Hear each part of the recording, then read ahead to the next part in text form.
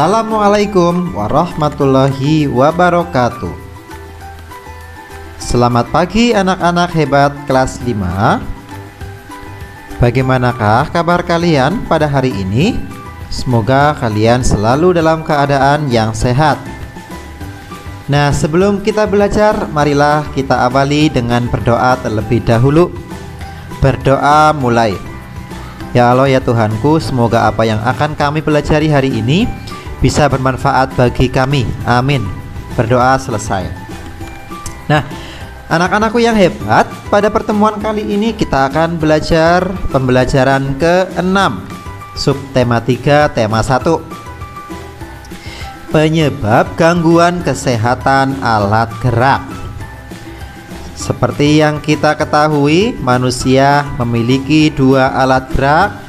Ada alat gerak aktif berupa otot dan alat gerak pasif berupa tulang. Ya, alat gerak itu bisa terjadi kelainan atau penyakit. Ya, misalkan pada otot umumnya terjadi itu karena bawaan sejak lahir atau infeksi bakteri dan virus. Nah, selain dari bawaan infeksi bakteri atau virus, gangguan kesehatan otot dan tulang juga sering terjadi akibat kebiasaan yang salah. Ya, kebiasaan manusia dalam beraktivitas yang salah, seperti membaca buku dengan posisi tidur. Nah, ini yang tidak boleh, ya, karena bisa menyebabkan punggung menjadi sakit, bengkok. Yang kedua, membawa atau memikul beban yang berat. Nah, ini ya. Jadi kita harus membawa beban itu sesuai dengan kemampuan kita, jangan berlebihan. Yang ketiga, tidur dengan posisi yang tidak benar. Nah, ini ya. Kalau tidur posisinya terlentang menghadap ke atas, lurus, dan tempat tidurnya usahakan rata.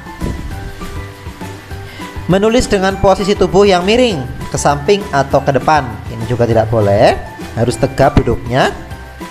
Dan berjalan dengan tubuh yang bungkuk. Nah, seperti pada gambar ini. Nah, ini ya. Gambar 1, jika membaca dalam posisi tidur, maka punggung akan terasa sakit. Gambar yang kedua, itu jika membawa beban yang terlalu berat, tulang punggung akan condong ke belakang. Dan gambar 3, leher akan terasa sakit jika tidurnya tidak sesuai.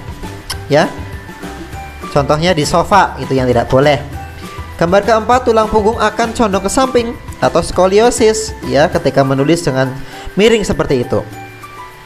Gambar kelima, tulang punggung akan condong ke depan atau ke belakang.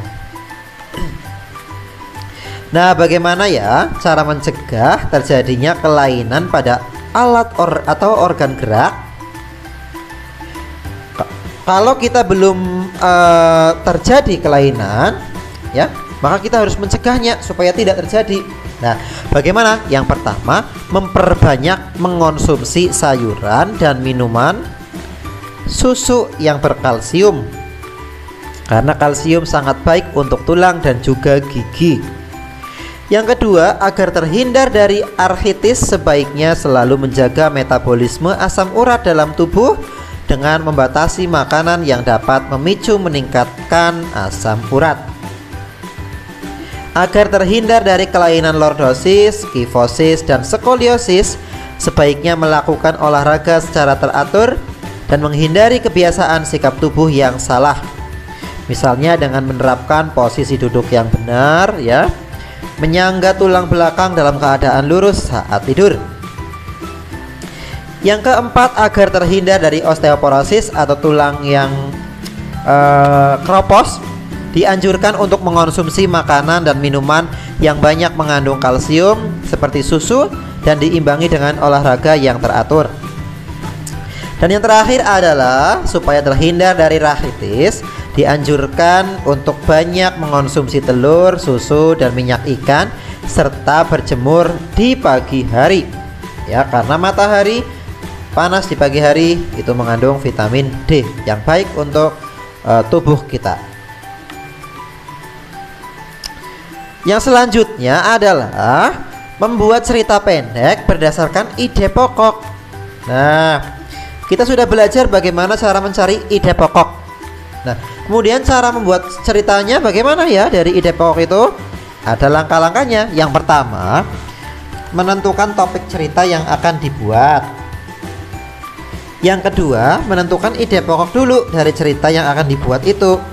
Misalnya dari topik liburan, misal liburan ke pantai, kita akan membuat 2 paragraf, berarti kita buat 2 topik, 2 ide pokok, mohon maaf ya, 2 ide pokok.